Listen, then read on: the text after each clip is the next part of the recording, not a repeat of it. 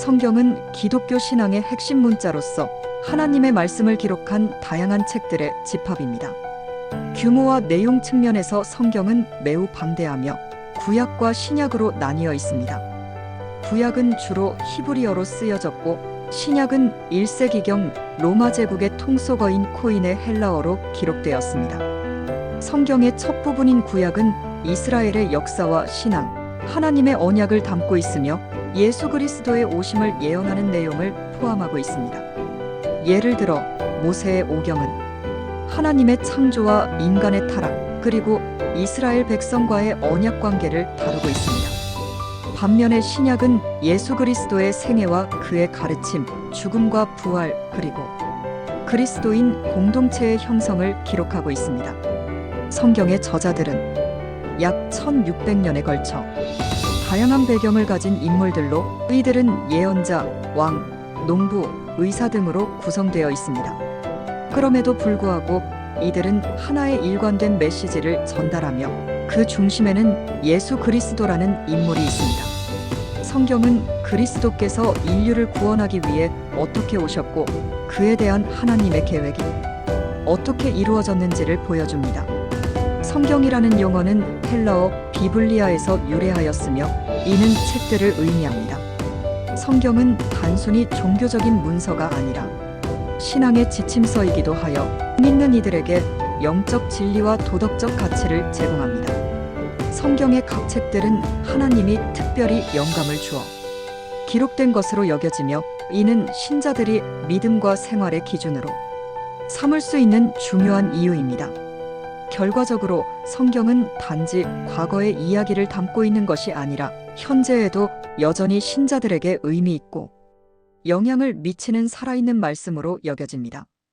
이처럼 성경에 대한 이해는 단순한 지식이 아니라 깊은 신앙적 체험과 삶의 지침으로 연결됩니다.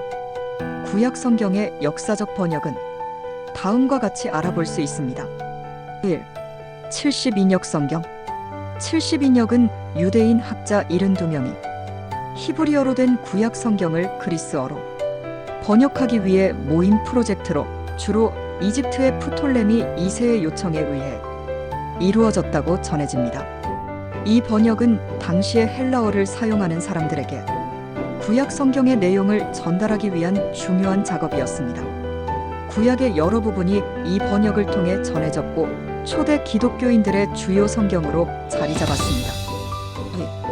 번역의 필요성. 구약 시대가 지나고 헬레니즘 문화가 확산되면서 많은 유대인들이 히브리어를 사용하지 않게 되었습니다.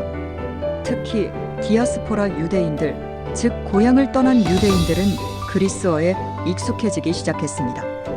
따라서 그들의 신앙을 유지하고 하나님 말씀을 이해하기 위해 번역의 필요성이 대두되었습니다. 3. 구약 성경의 구성. 구약 성경은 총 39권으로 구성되어 있으며 주로 히브리어로 기록되었습니다. 이 중 일부는 아람어로 기록된 부분도 있습니다.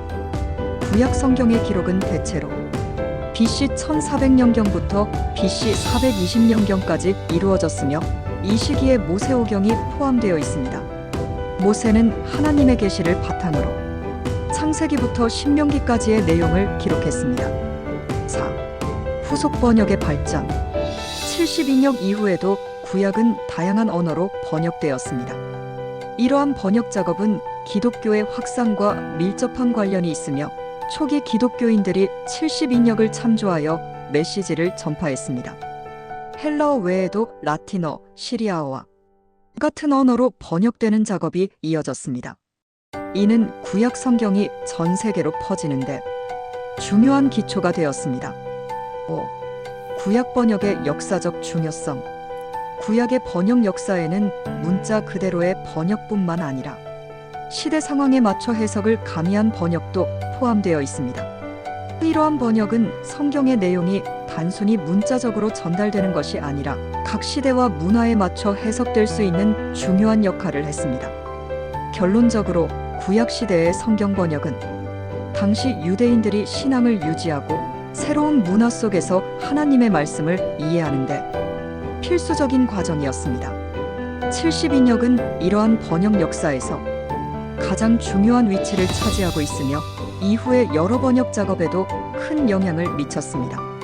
이처럼 번역은 하나님 말씀을 보다 널리 이해하도록 하는 중요한 수단이 되었습니다.